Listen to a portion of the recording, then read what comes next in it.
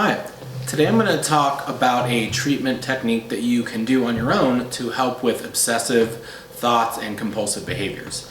It was developed by a UCLA affiliated psychiatrist by the name of Jeffrey Schwartz and is elaborated on in his book called Brain Lock. It's based on the concepts of exposure and response prevention, which have been shown to greatly help people deal with these kinds of symptoms.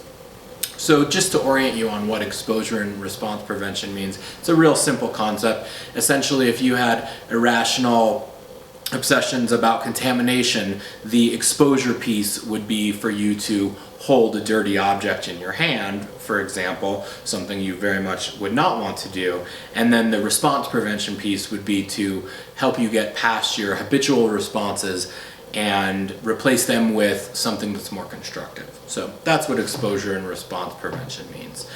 So he talks about 4 steps that actually all start with the letter R. The first step would be to relabel what you're experiencing. Right? So many people that have obsessive thoughts and compulsions know very well what that feeling is like, and it's not a good one. So Dr. Schwartz talks about the first step being relabel, to call it out for what it is. He has a few sayings that go along with this. A couple are, if it might be OCD, then it is, right? That if you have a feeling that this could be an obsession, then it is, right? So to remind yourself that. And then another one of his sayings is, it's not me, it's my OCD, right? So this is the first step, and these steps all go fairly quickly. And they all kind of relate to each other too.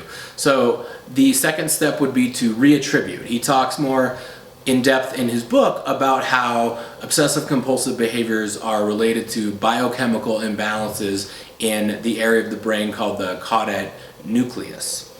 And that's what creates, there's this false alarm essentially, a feeling of urgency, but there's really nothing urgent going on.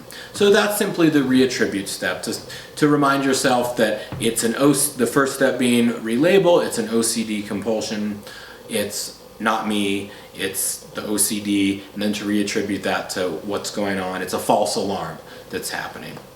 The third step, which I think is sort of the real core of the 4 steps, is called refocus. And this is where you pick a constructive or pleasant activity to do, such as playing with your pet, or going on a walk, or cooking if that's something you enjoy, instead of doing the thing that you feel compelled to do. And the idea is to delay the urge, which has an effect of weakening the brain circuits that are causing that false alarm.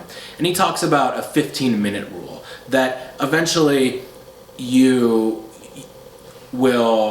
the longer you can delay, the more you'll be able to weaken these faulty circuits that are causing you to do these things that you don't want to do.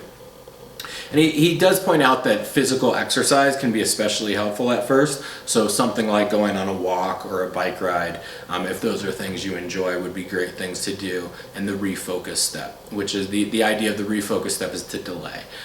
The last step is called revalue. And this is where you simply remind yourself that the OCD behaviors are false gold, that there is no value to them. Not only is there no value, but there's a negative value, because as anyone with these kinds of symptoms could tell you, they get in the way of important relationships, of being able to show up at work and do your job in a smooth fashion.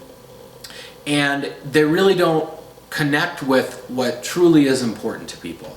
So those are the 4 steps. They all start with R. They start with relabel, reattribute, refocus, and revalue.